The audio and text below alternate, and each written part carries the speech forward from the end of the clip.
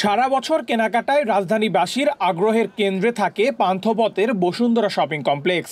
জনপ্রিয় এই শপিং মলে এবার রোজার শুরুতেই জমে উঠেছে কেনাকাটা। শুক্রবার সাপ্তাহিক ছুটির দিনে ভিড় ছিল চোখে পড়ার মতো।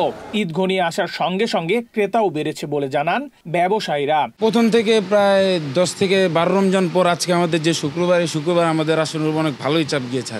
সকাল থেকে এ পর্যন্ত আলহামদুলিল্লাহ অনেক ভালোই চাপ যাচ্ছে আমাদের। তো আশা আছে যে ইফতারের পরও যাতে আমাদের এরকম চাপ থাকে।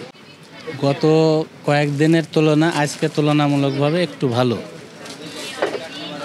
আশা করা যাচ্ছে যে আগামী যে কয়েকদিন আছে চাঁদ রাত পর্যন্ত হয়তো বা ভালো হতে পারে, এতটুকু আশাবাদী আমরা।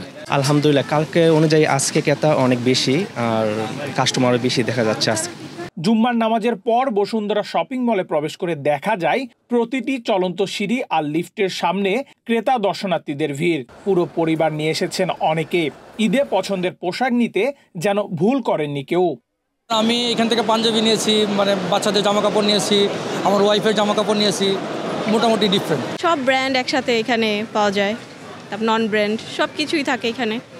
এই বাচ্চাদের জন্য জুতো, জামা, আমার বড়দের পাঞ্জাবি, পায়ের স্যান্ডেল থেকে শুরু করে মাথার মুকুট কি নেই এখানে।